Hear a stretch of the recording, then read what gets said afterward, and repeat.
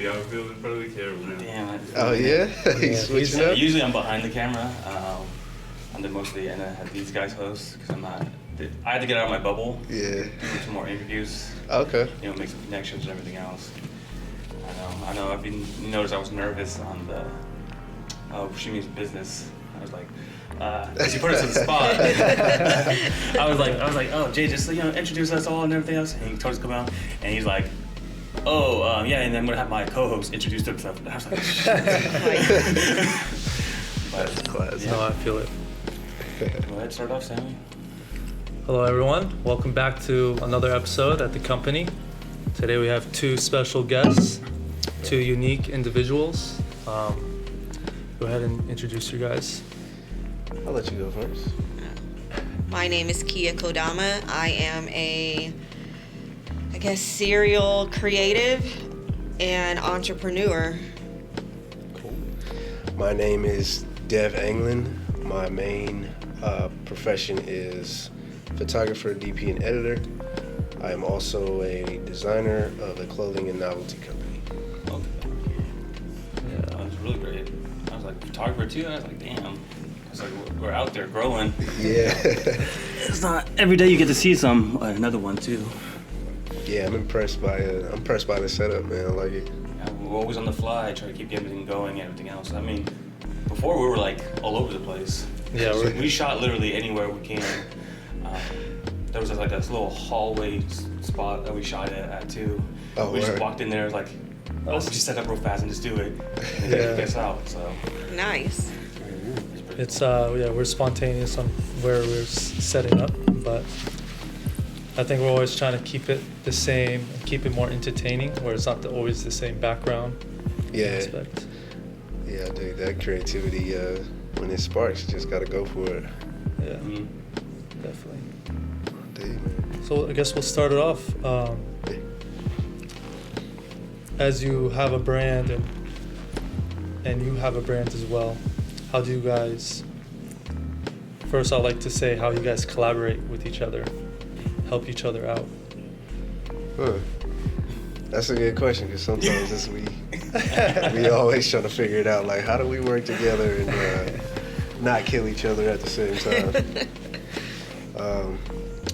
Well, I'd say for the joint company that we have called Airs of Threads, we really work on, shall I say, communication, and we collaborate, because she's got strong ideas. We both got strong ideas. She's a lot more elaborate and detailed and colorful, a little bit more than I am. So we listen to each other and communicate on how we can come on an even accord to make things work for clients that we work with, and that transfers over to our individual projects. So I'd say communicating and listening and seeing where we can come to an even level at. Okay. I also think establishing roles, just like you would at a job. We were just talking about this the other day. From the beginning of Airs of Threads, we established job duties and titles just so we knew exactly where to draw a line and respect each other, because we are so different in our approaches, and also play on our strengths and weaknesses. Like, he's more detail oriented and more refined. I'm a little bit more eccentric, and they both, I guess, can collide, but we've learned to make them work to our advantage. So that way we always have, I guess, more of a competitive edge on how we can deliver to a client.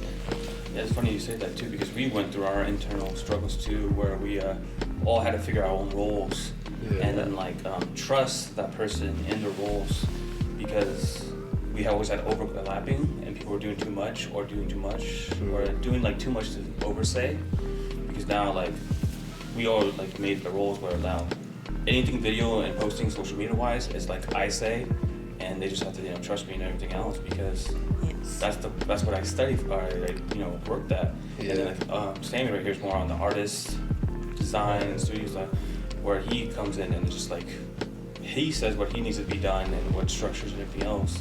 And Jay's more like an outspoken and event coordinator, so whatever he does with his events, it's like, okay, this is what he's doing, this is the date, and we just like, okay, just gotta be there. Yeah. And it just helps like everyone get in that field of bonding, and like it makes the system and your flow of work easier too, because then you don't have to overlap everything.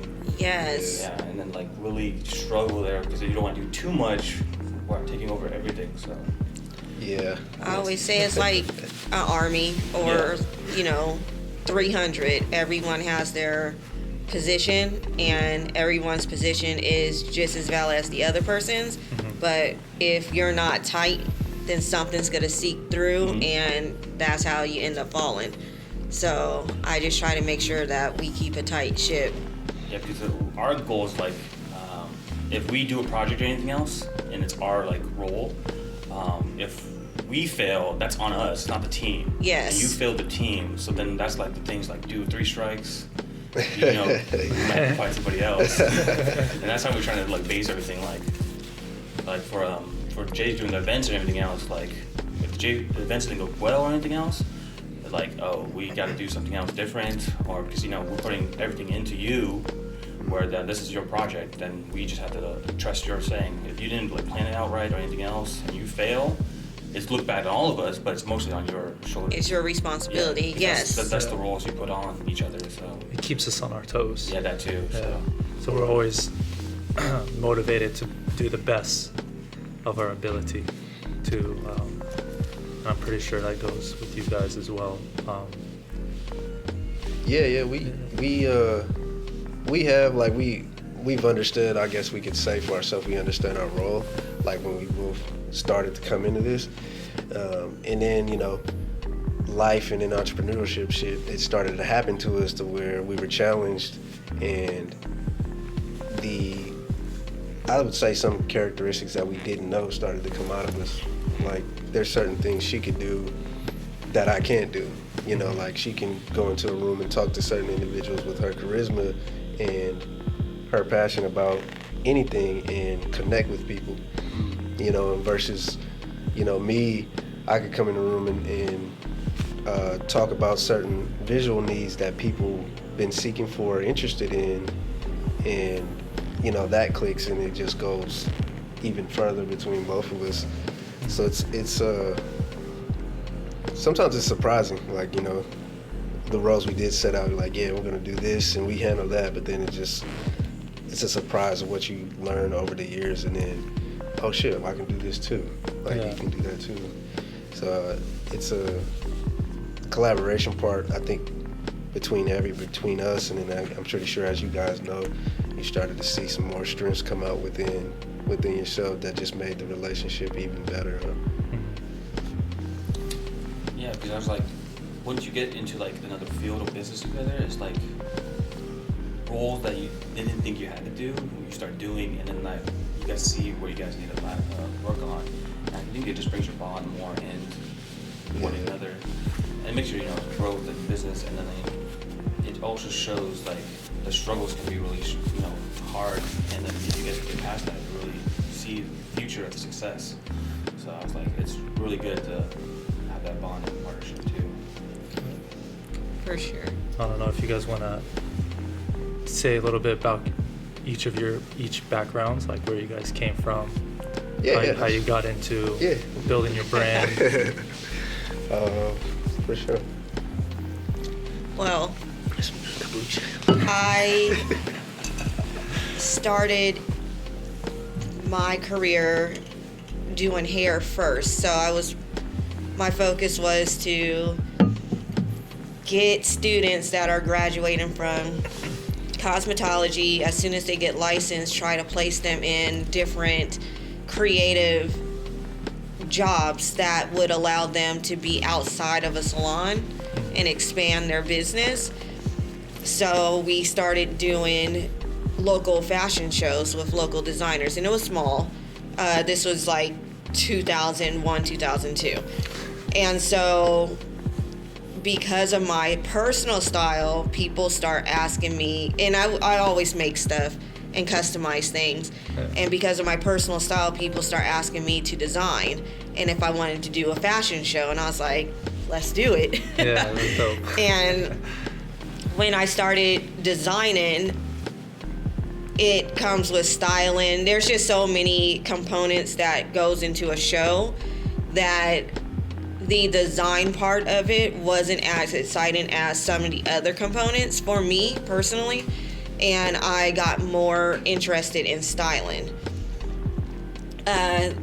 With styling, I got into retail.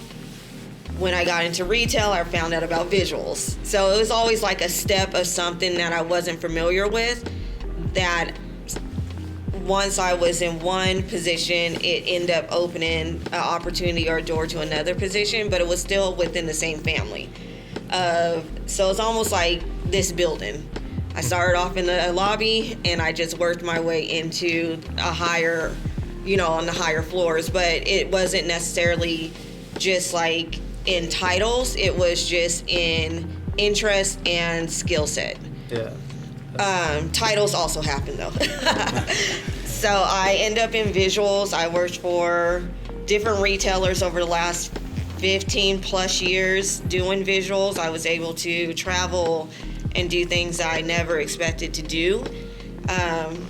And because I have a visual background, I am versed in interior design, styling, buy-in. There's other things. So visuals in school would be a visual merchandising degree, most likely.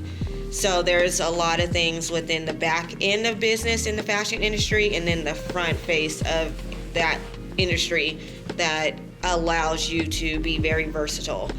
And marketing also is one. And that's when we end up meeting. I've always been on this marketing path of how do I tell this story of whatever bit, and I've had like 5,000 businesses. My mom used to make business cards all the time.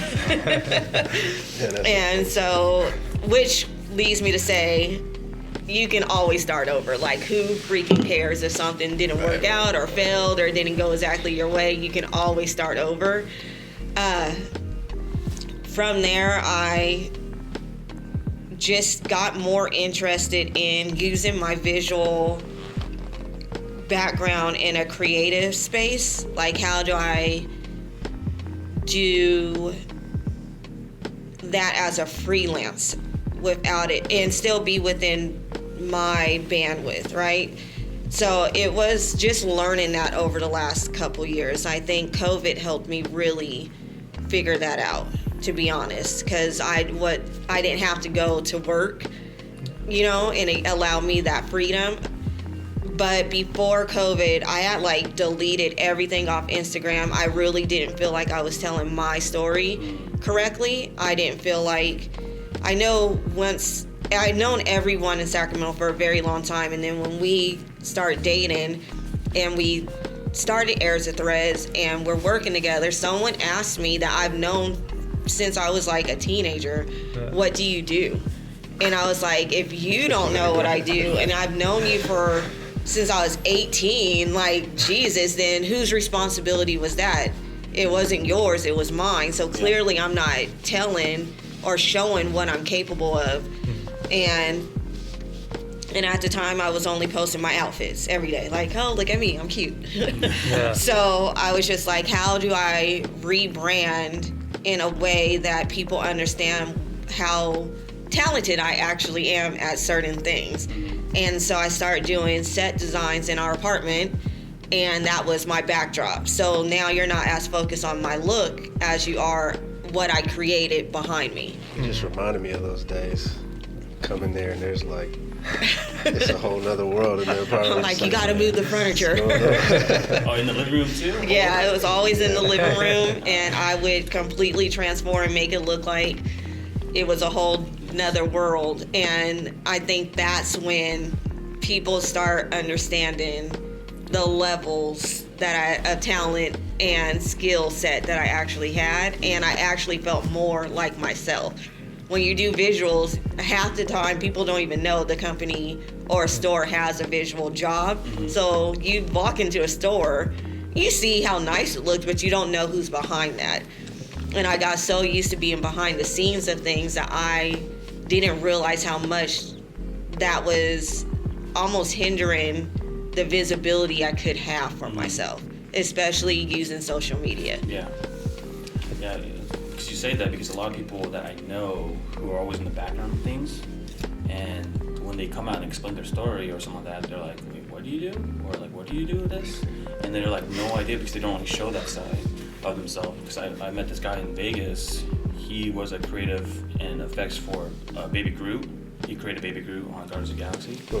Oh, He really? did that whole Okay. thing for Marvel too, and he was just, he was just telling me, he was like, dude, I didn't really tell my story. I was, I'm just, a Filipino guy going around and making things in art and everything else, and he's like, I never showed that I did this because no one knew what I did because I didn't market myself like that. But me doing that now, showing what I did and what I created helps the younger generation or like his family members or anyone else to start doing what he, being like a role model. And he's like, he never seen that in that way until another guy pitched him. He's like, dude, you need to start showing your work. You need to get out there. 'Cause no one knows what you're doing. Exactly. And it doesn't help if you want to get more out there. You gotta show you what you're doing. Right. I think you mentioned a very important aspect is like learning those individual skills to like build to where you want to be or build to who you want to be. That's so important because people get kind of stuck within their niche. Yes. They kind of have a hard time exploring to other niches to express themselves even more. So it's actually kind of hard for people to do that because they're kind of nervous, or as you said, afraid to start over. Yes. Yeah. I joke now after watching the movie Anywhere and Everywhere All at Once or something like that, right? Yeah. So after watching that, I was like, that's literal like life. I have lived every version of myself in my multiverse. Yeah. And I think that I preach that to like my daughter, my nieces and nephews, like speed date yourself and give something at least that 5-10 minutes of your time to see if you like it. And at least you can eliminate that from your checklist of things that you think you want to do by doing it and finding out whether or not the time, effort, and everything else behind it is even worth it. Yeah. So yeah, I've done not any and everything, but I've done a lot within the fashion space that I wanted to try. And I learned that I didn't like styling people. It put too many restrictions on, personal shopping and styling. I wanted to do more creative work. So when I was trying to style, if it wasn't helping me expand my creativity, then it wasn't worth it. It felt very stifling. And I think that's where working with Deb actually helped me a lot, was focusing more on branding myself instead of always trying to brand other people. So that was another thing I had to learn. That's a good point. Yeah. So she used to be wild. Say wild because like she has exploring her creativity and pushing the boundaries of not just herself but other people. So in doing so, it's uncomfortable territory, and I had the job of making it still look amazing and presentable to people who aren't used to that elevated, different presentation. They're more used to traditional things. So it was it's fun to see that. And he did a great job. So you got into photography working with her, or you were already a photographer? No, I was already taking a ton of photos. I was having fun, young. I was adventurous, like coming out of high school with disposable cameras. Just made a huge, covered my whole room with magazine posters, Polaroids, disposable shots of all friends, family, just to highlight life. And that stayed with me like for years. And then moved to Dallas in was part of that art scene in Fort Worth, hanging with friends that would go shoot film and explore the city and meet other people. So I was like utilizing that, having fun, getting experience with, you know, analog photography. And, you know, when I came back here in 2015, 2016, was still doing that, you know, coming out and shooting film on the streets and capturing that in a certain way, having fun. And then, you know, it started to get to be like, yo, I kind of just don't want to shoot everything, you know. It's fun, but I want to have something with like some direction, something that could build and grow. And so we went to, I just was like, yeah, I'm kind of interested in fashion. So homeboy of mine who's a good friend, his name's Theek. I'm sure if I didn't say his name, I'd be getting a call from him like, hey, you know, I hooked that up. But He just said that yesterday. and we've been rocking for since 2017, 2018. It's been so long, and he still says it. But he referred her to me. You know, I went over there to Dama's was the boutique in Oak Park, which is like displayed now. Is that whole area. She was in there working, so, you know, just told her like, yo, this is what I'm trying to do in the fashion lane. And she was like, she said she's been styling, she's been working with local companies. So, you know, from that, I think it was that night, we decided, like, we just came up with the game plan. It was like, yo, I like to shoot, I can make things look good, you know, with my background with BMW, of fixing cars to certain specs, and it's got to be pristine, obviously, you know, BMW's luxury cars. So that transferred over to the images, and, you know, she knew the companies and people that they're like, hey, we got all this stuff, we got product, but we don't have website, we don't have images, we don't have marketing material that looks, you know, close to industry standard or better. So it's just like, well, you know everybody, I know a few people, but I know I can shoot like, you know, my own unique style. And then we got together, and then we just started making it work, and that was the background of photography. Since. And do you like Polaroid better? Are you on mirrorless or? Yeah. So, I would always love film photography analog over the digital stuff, just because the patience, the artistic characteristics of the film. If it wasn't for shooting film and disposables, taking my time, looking at the lighting, I wouldn't be as far as I am now with digital, like being able to be on movies, BTS sets, shooting digital stuff and analog, and, you know, working with companies here. And I always push that film aspect in, like, yeah, if I'm coming, you're gonna get film shots. Like, it's part of this. This is what's gonna happen. Yeah. So, yeah, I love film. Yeah, that film, because I took a film class, you know, at junior college at USC, and my professor was telling us, like, it's like you gotta set your scenes, shots, you have one shot, kind of, in a way. Every shot you take, it should be one shot, because it's one shot or not, and then how you develop it, it's also another different way to do it too, and it's pretty unique. I mean, I have my old, I think it's Kodak, old black and white film camera I have on my desk, still sitting there, but you know, it's unique in some ways. It is, man. I've heard, I wish I could remember this guy's name, but I was like watching Kodak documentary that they go through the old warehouse and everything, and they were talking about movies, how to use Ektachrome and certain film grades. And he said something that was absolutely true that I had to think about. It was like, the film is actually alive. Mm-hmm. Like, chemical reactions, molecules are changing. Yeah. You got a totally different feel, which I didn't think about that shit until I was like, this guy's absolutely right. That's why it has that feel to it, because it's actually alive and going through a chemical process, versus, you know, the digital stuff is just, it is electric, but it's like, it's not capturing, you know, the sun rays and molecules from the sun and changing it, like really keeping that value and real life in it. So I think that's like also too like super attached to that shit. Yeah, I just think like the whole class, I thought it was my favorite class, because then they had the, you know, dark room, and just going back there and everything else, developing and everything else. I don't know how many times I went through the picture paper. Oh man, That's I just think I expensive. wasted it like a lot. I was like, it doesn't look right, and then I'm like, oh, there's another $10 Right. per paper. But it was like a very unique class. I'm just saying, if anyone out there doing photography and they have to do a film, Yeah. get your like roots. It's like really core rooted in like photography too. It's like For sure. it's a whole different style and art style, and the process of shooting that too. It's like a whole different thing than just going out there because like mirrorless, you just shoot, Yeah, just keep going. and then maybe you choose one out of the 500 you take.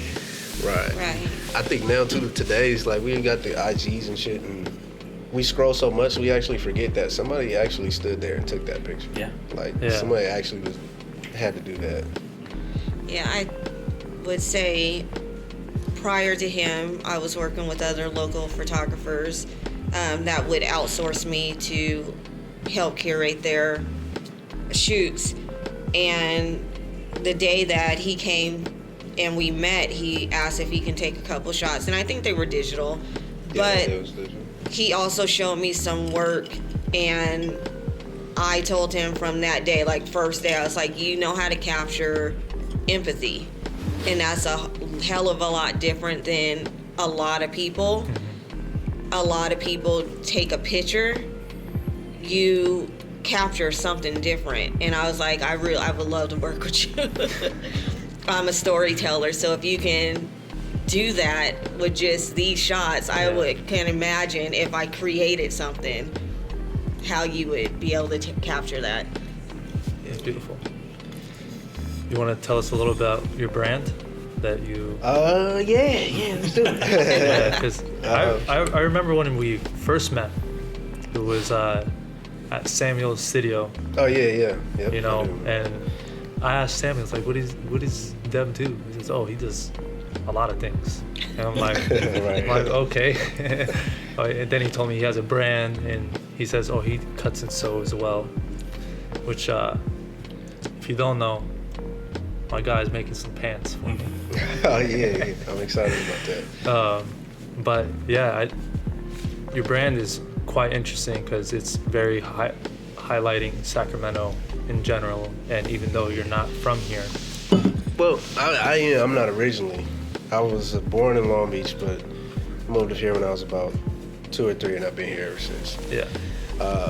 So it is a bit different because there are, obviously we see there's plenty of Sacramento based companies that make merchandise with Sacramento on it, Midtown, you name it, Light the Beam, all type of things. Yeah. So with the background in cutting and sew, having this lady by my side and bringing her resources, from working with Macy's and everything, and then, bringing my style and interest in, luxury products, I was like, yo, I want to create some clothing that's a little more fashion forward for individuals that live in Sacramento or are from Sacramento, because we got creative people here that, they want to look a certain way.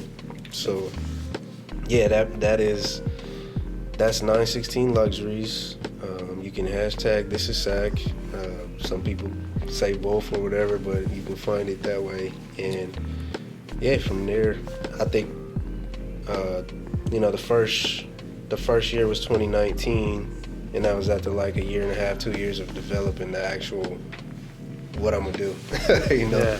But the first product was a satin varsity jacket that was tackle twill stitch like NBA jerseys, NFL jerseys, that would give a sense of rally, of team, that camaraderie that you see when you see, say you see all the Kings players come out in their warm-up suits. It just gives that camaraderie, a team togetherness. So, that was the essence of that, keeping that and knowing that all the stuff we've been through in Sacramento with, from my childhood, not a lot of jobs, rough areas, not creative opportunities and jobs that we can create now.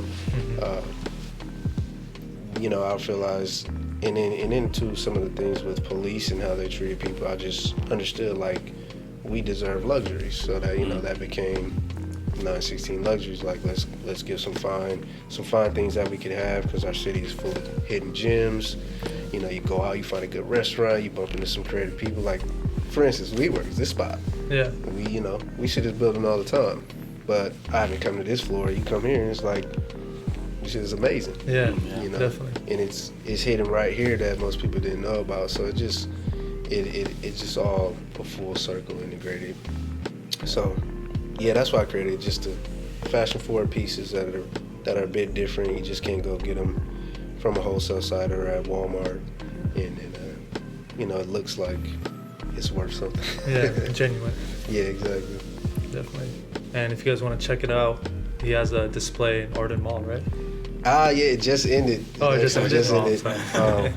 It just ended, but I would say More to come. yeah. I think because this is going into my fourth. This is going into my fourth year, and the first three were great. Sacramento, that was Sacramento's first. Well, I don't want to say first, but I developed a hat that was for Sacramento. It's an S that has two roses that represent the state rose gardens that we have, and then all the rose bushes around. Dope. Oh, thank you. Yeah, so that was a hat, like, cause San Francisco's got a hat, New York's got a hat, Sacramento doesn't have a hat, nor do we have a. Yeah, I'm with the capital. Yeah, exactly. So I mean, I just wanted to create a hat that was for us, that represented some aspect of us, and then it also wasn't brand associated with the Kings, one that stands on its own. So that was in the first year, and that did well. Like I've sold over probably 120 of those hats, and a lot of folks are ready for them to come back again. But this fourth year is a lot more elevated, like a lot more casual clothes, still keeping that essence, but trying to go fully more cut and sew. Like, you can't duplicate any of this stuff. It's just for us. Definitely. I'll say that cut and sew aspect just shows the appreciation and the uniqueness of the design.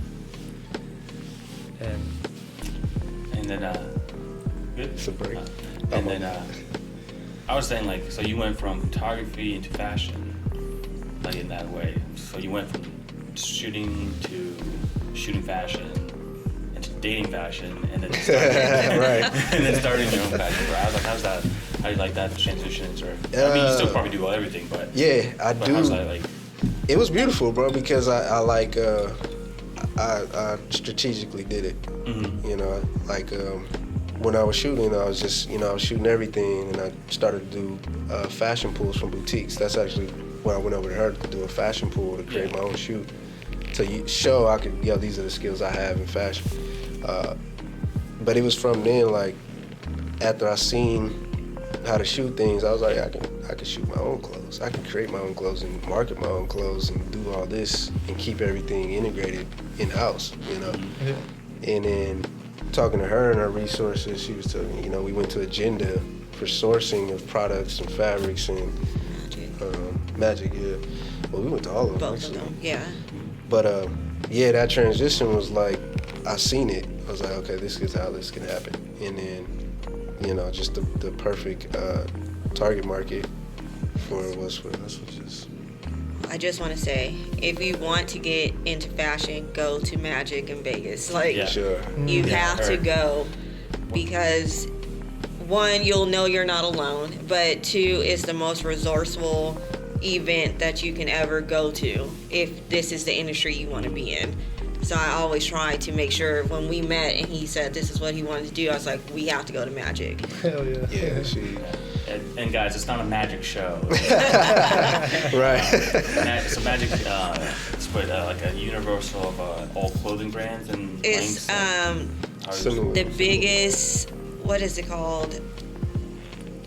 Not vending, it's You can say trade show. Yeah, thank you. Vending resource. trade show. It's the largest trade show for fashion. Yeah, It's like in Vegas. Blink clothing wear, all different brands. Yeah. And because my buddy cooks, shout out to Cooks, he went out there. He's like, I'm gonna do a magic thing. I was like, what, are you gonna do a magic show? I was like, what are you talking about? But he said like it's like a big convention of just like different type of brands, Yes. different type of blank shirts, clothing, different type of Sourcing. clothing sources, and then there's a lot of trademark people there too, where there's other trademarks. Yeah. For people to create their own style of their.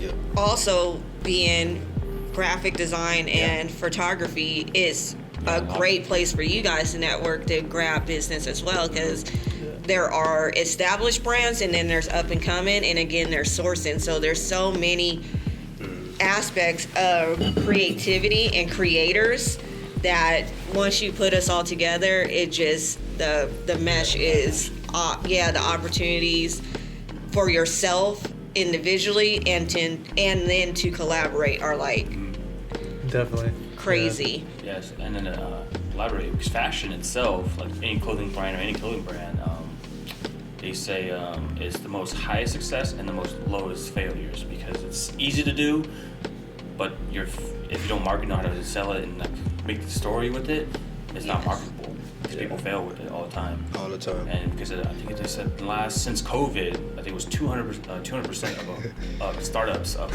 clothing brands. We've seen so many shirt brands. Yeah. And then since the anime hype too, and that thing was like, Oh, everyone was gosh. going crazy with that too. Yeah. So it was like the biggest industry of clothing, like people starting their own brands and everything else. I mean, there was a lot of millionaires that came out of it. Yeah. Like I used to see it was a Young LA, like a gym culture thing they're doing. They Yeah. started it 2 years ago, and then now like the #1 clothing brand for gym aesthetics. There's That's the great. one that has like the black colleges, Yeah, from a guy named Justin. Yeah, said He's- like colleges. blue, Oh, really? like all the way up because of that. Around that time, he had Oh, yeah. started. Yeah, he had a solid just message, and then these kids, younger kids than us. Like I'm 35. Kids that are like 20 in their 20s, understanding the power of technology, marketing, sales funnels, and then social media. Like you can grow a very, shall I say, simple message and brand into $1 million company. Like Definitely. crazy just by backing it with marketing. Yeah, I had this one brand I follow. I followed it way back then, and it was just called Mentality. And he didn't even do clothing. He just put like really like good quotes that just like Okay, mental yeah, things. yeah, It's gotcha. like, oh, you're a Greek god today. Make sure you be one today or something like that. And his following just like motivation quotes and everything else. And he had 1 million, and then he started a clothing brand like called Mentality Clothing. Start putting that on shirts and Yeah, stuff. his shirts and, and took off. Like now it's like really big. And I was like, damn, I'm about to buy Yeah. some. Yeah, And it's yeah. really good. The shirts are really nice shirts, and I was like, damn. But it's like those small things that you can like start now. What is it, like marketing off? Like social media is like key for any type of business if you want to promote anything. Yeah. For as creatives, for me and you, photographers, like people are now putting their presets on sale. Yeah. Or their presets, or like some of their like how to do these things for $30, $40, and if you get 100 people there, that's $4,000. Yeah. It's amazing. I think I've even purchased some of them because Yeah, me too. I'm just like sometimes I don't want to color grade and it's a lot faster. And if somebody's got a good product, hell yeah, like yeah, I'll buy it for sure. Yeah, a couple people came up to me and was like, "Hey, you have your presets on sale?" I was like, "What?" Right. I'm like, "I'm that good now?" But I was like, "No, yeah," because I'm like, the presets I use are the people I buy. So you just resell the presets. That's Yeah, too funny. You can do that if you want. Yeah, you could do that. Yeah, I was like, oh, I mean, $30 there, $30 here, just adds up. No, Yeah. for sure. I don't think when you start, especially branding your business, I see a lot of people focus on family and friends, and all companies don't focus on family and friends, right? Like they're trying to get the masses because generally that's how you're going to make money. So I always try to promote that. Like if your customers are only your family and friends, then you're not doing something right. Yeah. For sure, yeah. It's not like if they're not buying it, then that's almost good because it forces you to focus on the greater picture of consumerism, which is globally. Yeah. You know what I mean? So don't focus on your family and friends and whether or not they're supporting you. Focus on the bigger picture of your consumer and who you really want to see wear your clothing. You should always have a muse or somebody in mind of who you see, what image you see your clothing brand on. You know what I mean? Yeah. So I think when we start doing more individual projects, it was honestly, for me, it was just like, okay, I'll show you. Because we're telling you, we're going around, we were grassrooting everything. We were walking around asking people if they want free photo shoots with their products. Yeah. We can do flat lays, we can do styling. We have all these qualities and qualifications. Like, let us shoot for you so we can show you. We were even telling everyone, we had our website and we were offering pages on our website because we were like, why stay so local, sell online? Yeah. And when COVID happened, we were like, we told you to sell online. So when we start working more on our individual brands, I think there was like a little part of us that were like, we're just gonna show you. Mm-hmm. We're gonna let you know what we're saying works. Yeah. And that's exactly what happened. That's what happened for sure. Yeah. Proof. Yeah. There we go. Yeah, they said the number one thing for like any like entrepreneur or like videographer or photographers, like, do free work. If you're really trying to grow in your field of study, do a couple free works, get your resume or your portfolio, and then you start pitching for bigger things. Because if you haven't started or have a foundation, no one's going to see what you're doing. Exactly. That's like when I started graphic designing. Yeah. I'll say first 15 logos I didn't get paid. I was just doing it for friends and family, just building a portfolio and testing out my designing skills. Nice. My process is a little different than other graphic designers. I think I shared this to you. I build a relationship with the client because I want to get to a better understanding of their objective or their idea. So I'm literally just meeting up at coffee shops, having normal conversations with them just to see where their mind's at, see how they see the world or their perspective of themselves. And I'll take those meetings, those words or those phrases, put them on a word map and find symbols that represents those words and those phrases and experiment all those symbols together. Yeah. And I was just testing that method and it worked out fairly really well, where I realized I didn't have to do revisions. Oh, nice. Yeah, that's nice. And they were so comfortable with that design, they didn't want to revise the design almost. Until this day, some businesses went down because of COVID. Yeah. Some of them are just still striving with that same logo. So it makes me, as what Robert says, making that free work is almost like testing your skills, almost testing what you're capable of. Yeah. You got to. And if you're not doing free work for a client, a prospective client, or someone, where you're giving that work to someone else, do the free work for yourself. Mm-hmm. So be your own client. Yeah. When we first met, I've always been very Nike focused or sports focused. I've always been a sneaker person. So when we met, I was like, I'm trying to do more branding, but from my perspective, because that's how normal people dress. Like I love Nike, but I don't go to the gym, so I'm not gonna wear gym clothes. But I like to incorporate Nike in my aesthetics. Yeah, just do it. So we did like a high fashion style, like business style Nike shoot, where the girls were styled in furs and Nikes and heels and trench coats, and it looked like an everyday person versus a person that just went to the gym. Yeah. So, but that was for me to give my perspective of how I can show you that I can style Nike like Nike.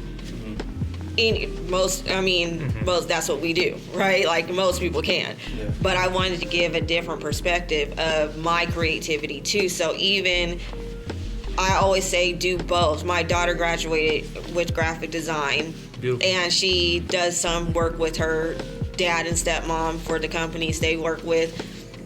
And I was just like, that's cool, get paid, do your thing, build your resume, but also create things that you want to see, like rebrand certain things just so you can show your skill set on how it will look if they wanted to rebrand. You know, so yes, whether you're doing it for a friend, client, someone that you're trying to show skill set for and give them what they need, or do it for yourself to also show skill set and creativity, so you can have a packaging of both and make sure that people still know that you still have your own perspective, but you also can do what the client needs. You know? It's like jumping to the future, seeing Yeah. the future before it happens. That's dope. Yeah, and you said that Nike shoot you did. What was it? The North Cal Nike event? Oh, Or was wait, it which one? The one that was recently. I did. That was different. She was Recently, I worked with Adidas and Foot Locker to do a customization workshop. So that was done in Art and Fair. Yeah. Okay. Because I think one of my buddies was the videographer for that day. Was it Pedro?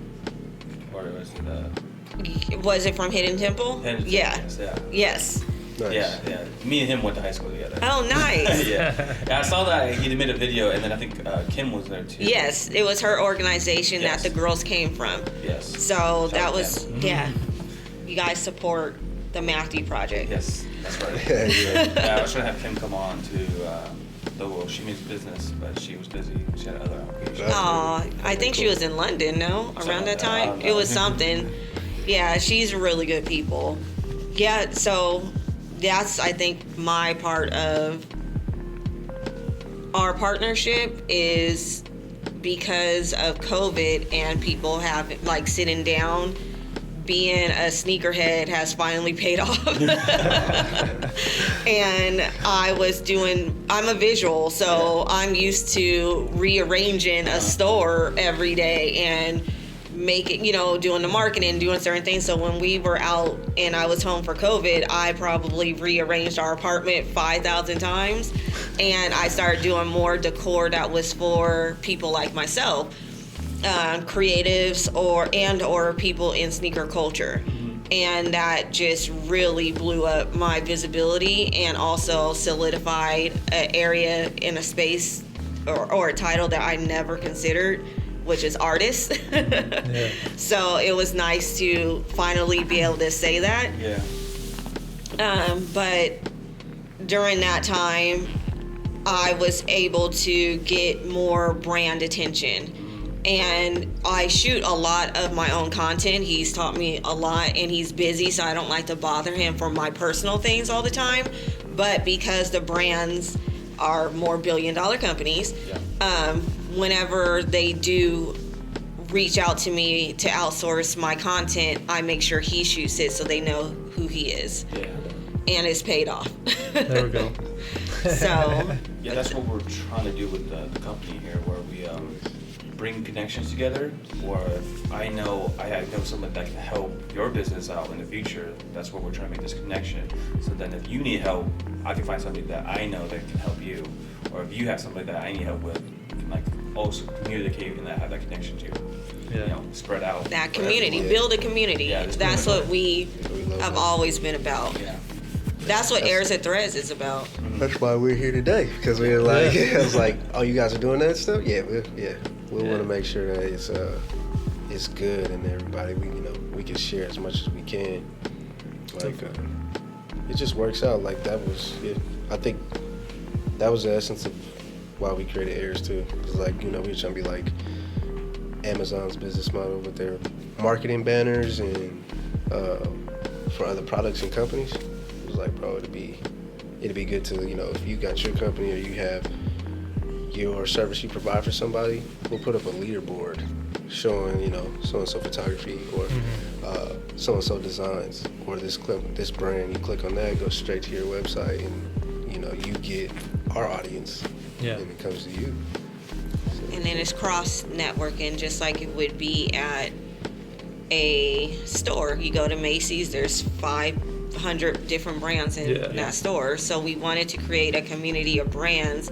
That way their market, their audience, and demographics cross each other, and we can drive more conversions to each other. So at the time when we had airs and we were actually selling off the platform, we will only take 5 to 10 items that we knew that was always available for them. Maybe something that was a little bit more stapled in their collections, and put it on our website. That way we can, and they kept all the money. Like, we sell it off our site and they get the order, they send it out to the customer. Yeah. Everything is still theirs, and they get the profit, their own money, but it was just about building a community across connecting and conversions. Definitely. You can hold up first. You can hold up first. Battery.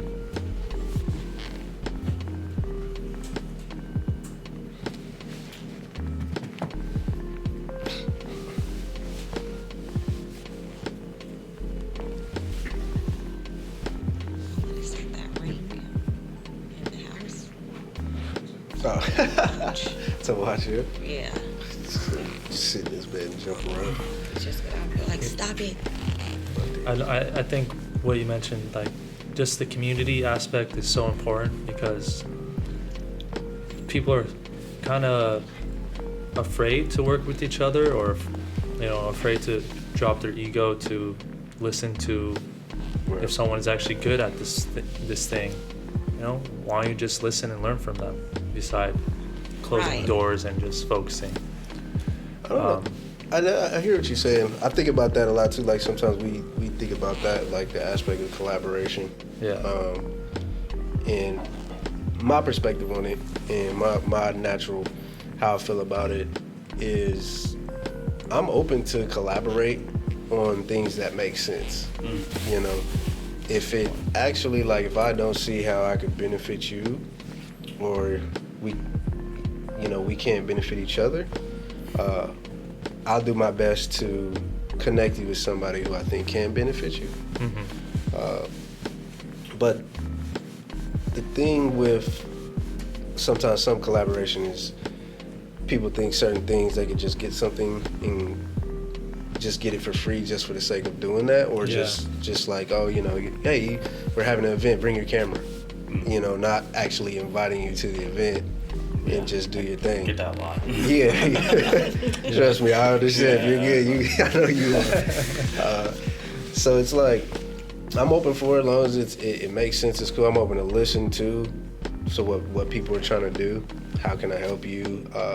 How can we help each other? And then everybody continue to go forward. I think some people do get intimidated by a good idea from somebody else. They may think they're about to get bumped out of position, or something may be taken off their plate. And quite frankly, if you feel like that, you should probably tighten up your skills and kind of open your mind to abundance mindset, because you never know what type of business you can get off just sending an email to Lululemon or any company that you want to do, or interview anybody. Definitely. I think being positive and humble and being direct, and also letting you know, hey, this is what I can provide, this is my value. Collaboration comes easy to fully authentic, and I think a lot of people, we can all share that and keep that. At least my perspective. It's been working for me, but I think it's also the fear of your ideas being taken. Not just listen, or like what you guys were saying about when you collab and someone kind of ego driven or doesn't want to listen or kind of follow. I think is a lot to do with you might share an idea and this person might have more resources, So once you guys walked away, this person is like Inception. Like all of a sudden they think they had this great idea when you really got it from this other person. Yeah. But because they have the resources, they can execute it before this person can. Yeah. And I've seen that happen a lot, and I think that's why people are so gatekeepy or kind of hold things to themselves, when all reality is, if you have a good idea, you'll have more good ideas. Yeah. Like, just trust your process. If that person needed your idea to win, they're not going to win for very long.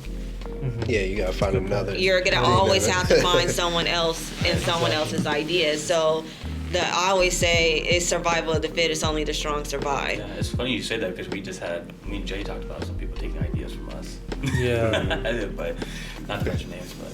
Yeah, it happens all the Yeah, it time. happens all the Or time. they just watch you do something. Exactly. You might not even told them anything, but I mean, even with like Airs of Threads, Airs of Threads came from just watching other communities build platforms. I was in Love and Fashion. I like this lady, Kelly Catrone, I believe that's her name. She has People's Revolution. It was a PR agency that focuses on fashion shows. Okay. And so they curate and put on your fashion shows for major designers. But in that agency, there's so many different jobs, right? That weren't just this show. It was more. And I was just like, I would love to do that, but on a smaller scale, not just fashion shows, but something that's like more residual, something that you're gonna always get, but also they're also teaching business solutions. And so, yeah, I was very inspired by certain people to do certain things. And there's a difference between being inspired and stealing stuff. Yeah. But at the same time, Kelly's not worried about everyone that's inspired about her. You know what I mean? Because she's always ahead of what the next thing she wants to do. Yeah. So she doesn't have to worry about what I'm doing. I'm not even a blip on her radar. You know what I mean? And that's what, even working in my 9 to 5, I always train people to take my job. Whatever I know, you're gonna know. Yeah. Because I don't want to be here very long. So I need someone to either replace me, or if you go before I go, one, you might not last long because you had to learn from me. Yeah. Or two, I really don't care because I know me and I know what I'm capable of, and we can both win. It's not necessarily a competition. Yeah. I'm going to win. Yeah. But that's what I tell people too. Is like, if you're like in the same field of business, you should be at like either like helping each other, or either like, I'm gonna do better than you, so you better be better than me, so that I can step up my game up. Yes. It's supposed to be like a rival thing, but it's like not. It's mean a rival, healthy Yeah. rival. but a healthy rival, because then it steps your game up further, and they're like, oh dude, I was like, oh damn, you're doing that, I gotta do something better now. Be more creative. Yeah. Because then some people get in like a plateau of just like, Yeah. I'm just doing well, Yeah. and then they don't strive for better, and then Yeah. eventually they just come back down. In get- 8th grade, a group of my friends and I used to compete for who had the best grades. Oh, Yeah. And that's what we would do. That's great. So we would always, like, every little, it's not your report card. What's in between the report cards? Progress report. Progress Progress report. report, So yeah. we're like, yeah. And whoever had like a B, or, something, maybe someone had 3 Bs and 4 A's, or all Couple A's. D's. Yeah, like whoever was, but we didn't get on each other. We just motivated each other to keep That's good. working harder. And I forgot about that actually until now. But that's a great rival. it was such a healthy rivalry that we had, and it made me get good grades. Yeah. Just because I was a part of that like little team of Nice. girls. Definitely. I think that pushes you to a level of uncomfortability. Yes. Yeah. And I think when a person is comfortable, your design gets a little same. It gets a little bit boring. A little stale. Yeah, it's the average. It becomes the average. So I think you have to push yourself to be uncomfortable, to experiment, or to find that unique design to make it different from what it used to be. Yes. Uh-huh. I don't have a comfort zone, so Yeah. I try to promote that to people. They're like, "How do you do this?" I was like, "I wish I can give you advice that would like, no matter what I say, it's all on you. You know what I mean?" But I try to encourage that. But it's been like I was that kid, like that cowboy boots and raincoats kid. Like I've always just been able to find a freedom in being different. And I wish more people could understand that like why be mediocre when you can be like Yeah. Like we're trying to do, well, not trying, we're doing that now with Airs right now. Like we're changing things around, giving it a facelift, tweaking things. But one thing that we've been doing for like, I would say the past since 2020 actually, is noticing more of how we've become a resource to people that need things. Like whether it's personal branding or creativity, sourcing products, or storyboarding or a campaign or a rollout. So we're experimenting now in more consulting and providing resources through Airs now, because just like we said, with Airs, we've helped other individuals grow. Like we've had a brand from Philly come out to Sacramento, and their clothes sold very well in good stock in the mall. And so now, people ask, where can I get these products? How can I start my stuff? And we have the resources to do that. So we like trying to shed more information and kind of give people guidelines, things that work for us, so we stay creative and not just plateau. Yeah. You know what I mean? Because it's if you do that, saying if you're standing still, grass gonna grow on your feet, and you ain't moving, not making nothing. Yeah, that's a good way to have right there. So is there any other shout outs you guys want to give out to now? Instagram titles, right there, where people can find you at? I really want to just shout out you guys. I mean, don't get me wrong, it's not shameless. We'll talk about the shit we do all day. That's what we're here for. We're trying to grow that community out here. And anywhere we can find somebody out there to help you guys or anything else. I mean, we want to. I want to say thank you to you guys. The Company 916 podcast is great. I want to shout out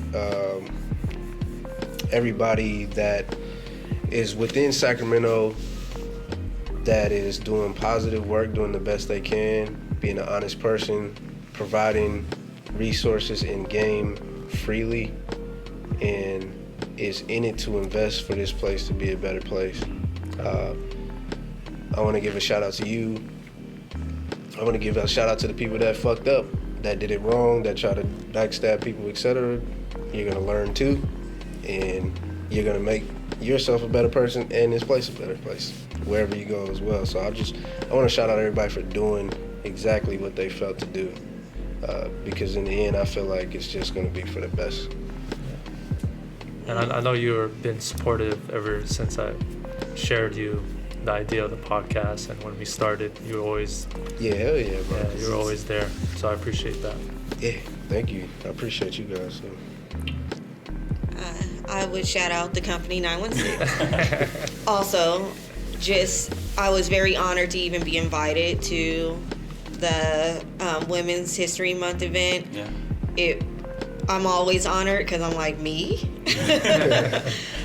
For me, my industry is very different, and it's not something that is, there's not a lot of resources or opportunities in Sacramento for the fashion industry or even the sneaker industry here. So shout out to everybody all over the world. London has my back, like Canada. There's so many places all over the world that I have built bonds with women, especially in that community, in the sneaker community. So thank you for everything. I would also like to personally shout out Roche from Unseen Heroes, Roshan, and then Faith from just being who they are and supporting me in this city as an artist. Again, that's something new for me, and they have been 1,000% supportive in making sure I am, and Sarah, for making sure I am put in the positions that I need to be in the places I need to be at. So, Beautiful. Awesome. Thank you for coming to the company where we have good company at the company. We'll see you on the next one.